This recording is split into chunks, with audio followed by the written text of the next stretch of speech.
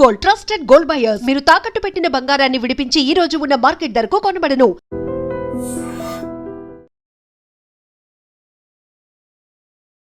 Welcome to I dream. నేను ఉదయశ్రీ.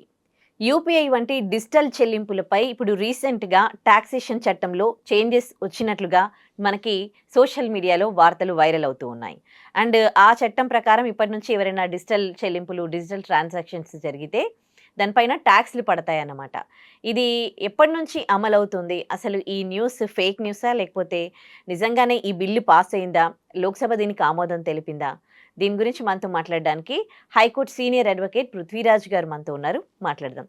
నమస్తే sir. నమస్తే సార్, ఏంటి ఈ news? First of all, Lok Sabha దీనికి ఆమోదం చెప్పింది, ఈ టాక్సేషన్ చట్టంలో సవరణలు జరిగాయి అని న్యూస్ వస్తుంది.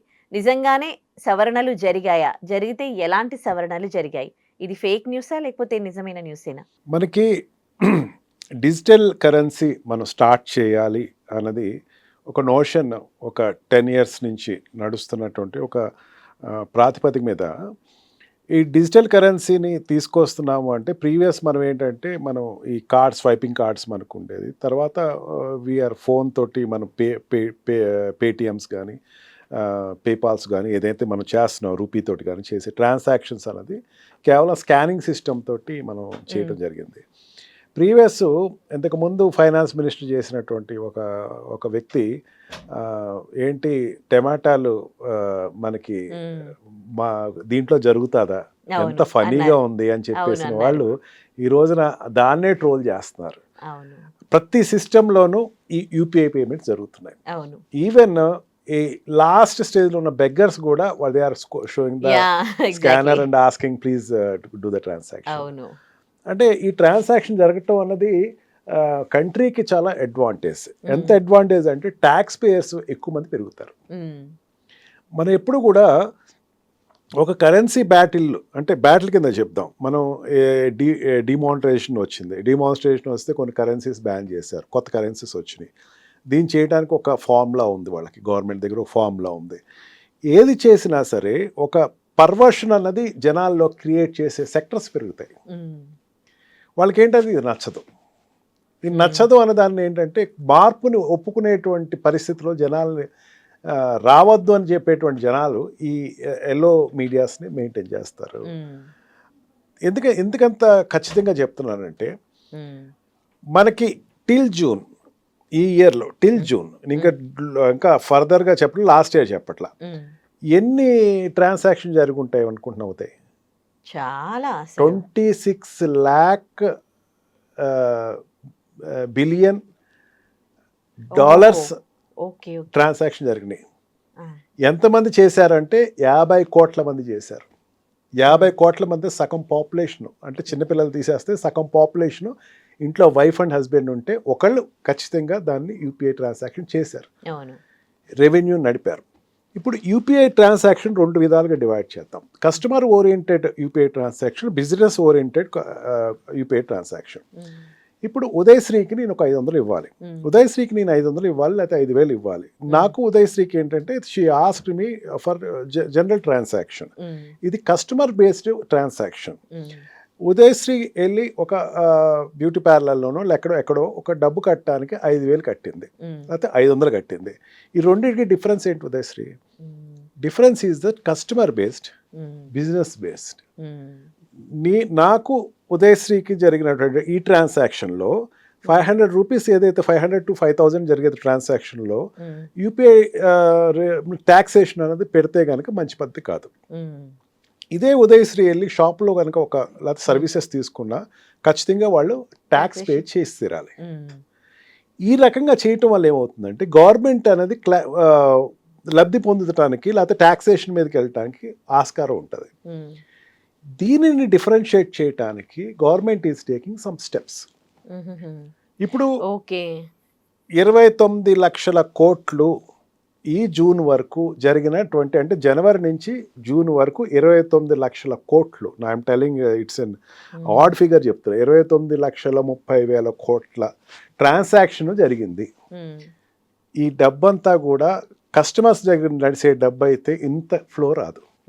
బిజినెస్ ట్రాన్సాక్షన్లో జరిగేటువంటి డబ్బుకి ఖచ్చితంగా ఇంత డబ్బు ఉంటుంది. అంటే ఎవరైనా ఒక మర్చెంట్ ఇంకొక మర్చెంట్ తోటి జరిగే ట్రాన్సాక్షన్ యూపీఐ ట్రాన్సాక్షన్ చేస్తే కనుక is it a taxable amount or non taxable amount?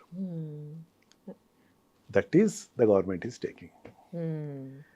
Jayaram Ramesh అడిగినటువంటి క్వశ్చన్కి కూడా ఫైనాన్స్ మినిస్టర్ ఆన్సర్ అదే చెప్పింది. Don't make country into a perversion. You don't want anything. Demonetisation you don't want. UPI you don't want. Money banking for zero account and 100% of country citizens must have accounts. You don't want. Anything you don't want. You don't want any monetary charges. Old పాత పద్ధతులే కావాలనుకునేటువంటి సిస్టంలో మీరున్నారు. ప్రస్తుతం country అంత ప్రపంచం అంతా ఒక సిస్టంలో వెళ్తుంది.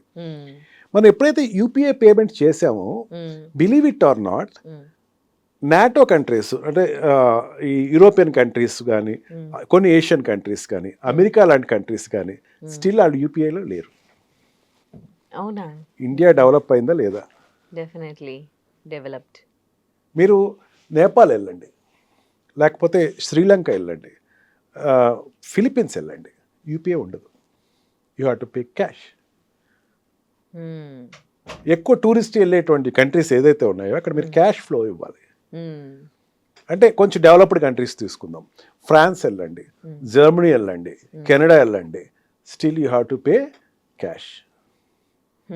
ఇక్కడ మనం క్యాష్ పే చేస్తున్నాం. మనం ఎందుకు చేయట్లేదు? మనం పెరిగింది. ట్రాన్స్పరెన్సీ కూడా ఉంటది కదా ఇక్కడ. డెఫినెట్లీ. అంటే ఇప్పుడు పెట్రోల్ బంక్ వెళ్ళి మనం ఒక లీటర్ కొట్టించుకుంటే కనుక లీటర్ కాస్ట్ అనేది 90 రూపాయలు 30 పైసలు అయితే వాడు 90 రూపాయలు 30 పైసలే తీసుకుంటాడు. 100 రూపాయలు తీసుకోడు. 70 పైసలు మీకు ఆదా జరుగుతుంది. డిజిటల్ కరెన్సీ ఫస్ట్ తీసుకొచ్చేటప్పుడు చెప్పినట్టు గవర్నమెంట్ చెప్పినటువంటి సిస్టమ్ ఇది.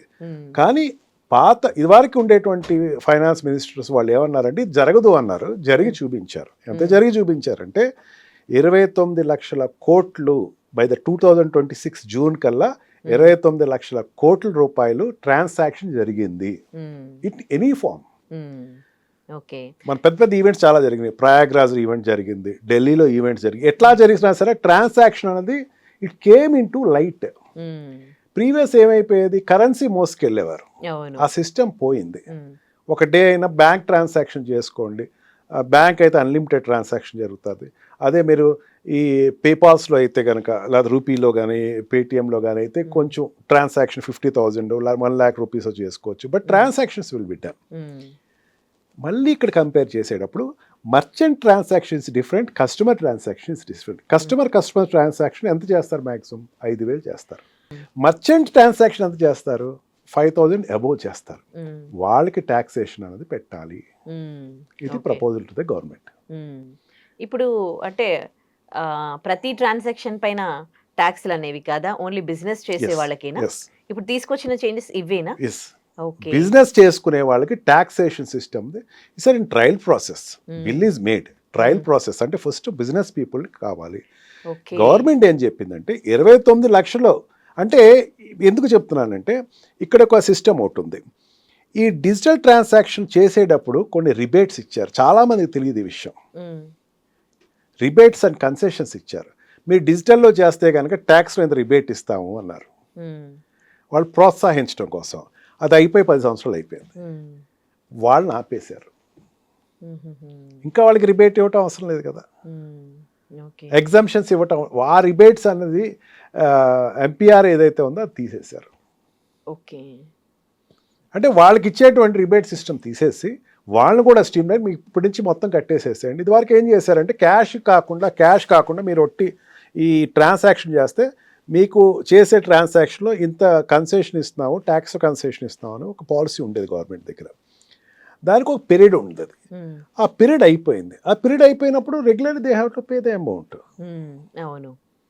Now they are paying. India has to look in a broader sense. విస్తృతంగా చూడాలి. మీకు ఇంత డబ్బు ట్రాన్సాక్షన్ వైట్లో కనపడుతుంది అంటే ట్యాక్సేషన్ ఎంత పెరుగుతుంది మనం చూడాలి. గవర్నమెంట్కి ఎంత ఆదాయం పెరుగుతుందో చూడాలి, గవర్నమెంట్ ఎన్ని రాకెట్లు తయారు చేయగలుగుతుందో చూడాలి. ఏ కంట్రీ యుద్ధానికి వచ్చినా సరే మీరు రెడీ, మా దగ్గర ఆయుధాలు ఉన్నాయి, మా దగ్గర డబ్బు ఉందని చెప్తాక రెడీ సిద్ధంగా ఉందో చూడాలి. ఆయిల్ షార్టేజ్ వచ్చినా సరే కంట్రీ సస్టైన్ అన్నది చూడాలి. Because of we got excess amounts to save the country first. సరే, ఇప్పుడు షాపింగ్ మాల్స్ ఇవన్నీ ఉంటాయి కదా, వాళ్ళకి ఎవ్రీడే చాలా ట్రాన్సాక్షన్స్ అవుతూ ఉంటాయి కదా, సో అప్పుడు ఏంటి అక్కడ ఇట్లా ఉంటుంది? మీకు అదే చెప్తున్నా, ఆ ట్రాన్సాక్షన్ని ఒక పాత పద్ధతిని కొత్త పద్ధతిని 2 పద్ధతులు పెట్టుకున్నారు ఉదయశ్రీ. పాత పద్ధతి ఏంటి? క్యాష్ ట్రాన్సాక్షన్ పాత పద్ధతి. కొత్త ట్రాన్సాక్షన్ ఏంటి? Digital currency. For making that old system into evaporating stage, అది ఆవిరైపోవటం కోసం అని చెప్పి డిజిటల్ వాడండి, మీకు ట్యాక్స్ లో మీకు రిబేట్ ఇస్తాను అని చెప్తే, ఇప్పుడు మీకు చూడండి, మీకు బాగా గుర్తుందో లేదో, ఇదే జరుగుతోంది కదా, క్యాష్ అనేది చాలా తగ్గిపోయింది. ఇది వరకు ఒప్పుకునేవారు కాదు, ఇప్పుడు ఒప్పుకుంటున్నారు డిజిటల్ ని. ఎందుకు ఒప్పుకుంటున్నారంటే రాళ్ళు రిబేట్ వస్తుంది వాళ్ళు. ఓకే, ఇప్పుడు అంటే అంటే చాలా తక్కువ సందర్భాల్లో క్యాష్ తీసుకుంటారు, ఇప్పుడు అది కూడా కంప్లీట్ గా డిజిటల్ కి మారిపోయింది. మీకు ఇది వరకు మీకు వచ్చిన కొత్తలో బాగా మీకు గుర్తుందో లేదో, somewhere 5 years back 6 years back ఏదైతే పాలసీ ఏదైతే ఈ డిజిటల్ వచ్చినట్టు 100% డిజిటల్ వచ్చిన తర్వాత, నో కరెన్సీ క్యారీయింగ్ అనేది, ప్లాస్టిక్ కరెన్సీ అనేది వచ్చిన తర్వాత, ఇనీషియల్లో హోటల్స్ ఒప్పుకోలే, షాపింగ్ మాల్స్ ఒప్పుకోలే, అవన్నీ కూడా మీరు క్యాష్ ఇస్తే తీసుకుంటాం మేము అది ఇవ్వ అన్నారు. అండ్ కొంతమంది అయితే బిజినెస్ పీపుల్ అయితే కనుక మీకు క్యాష్ ఇస్తే కనుక మీకు ట్యాక్సేషన్లో మీకు చూపించకుండా చూస్తాను, నేను జిఎస్టీ లేకుండా చూస్తాను, జిఎస్టీ బిల్ రాకుండా చూస్తాను. మీరు దీంట్లో వేస్తే కానీ జిఎస్టీ వస్తుంది. ఇప్పటికీ కూడా కొన్ని సెక్టర్స్, గోల్డ్ సెక్టర్స్ అండ్ కొన్ని diamond purchasing, gold purchasing and some cosmetic పర్చేజెస్లో వాళ్ళు ఇప్పటికే అంటారు మీరు జిఎస్టీ లేకుండా ఇవ్వమంటారా, జిఎస్టీ ఇచ్చేవాడు. But government became too serious that అట్లాంటి కనుక పర్చేజే కనపడితే మేము స్పేర్ చేయవు అన్నారు. అప్పుడు ఏం చేశారు, ఇప్పుడు వాళ్ళు కూడా జిఎస్టీ తోటి కొనండి, మాకు వల్ల కాదు అంటే క్యాష్ లేదు, క్యాష్ తగ్గించేశారు, కన్సాలిడేట్ చేసి గవర్నమెంట్ బ్యాంకులో పెట్టేసి కూర్చున్నారు, ఇంకా క్యాష్ నడపద్దు. కొన్నాళ్ళు పోయిన తర్వాత మేబీ అది రిజర్వ్ బ్యాంక్ గవర్నర్ చెప్పాలి, కొన్నాళ్ళు పోయిన తర్వాత క్యాష్ అనేది డిస్ట్రాయ్ చేసి ఇంకా మొత్తం ప్లాస్టిక్లో తీసుకురావాలి. అంటే ఫస్ట్ కంట్రీ అంటే ఏ కంట్రీని ఇండియానే ఎగ్జాంపుల్ చెప్తామ్మా ఉదయశ్రీ.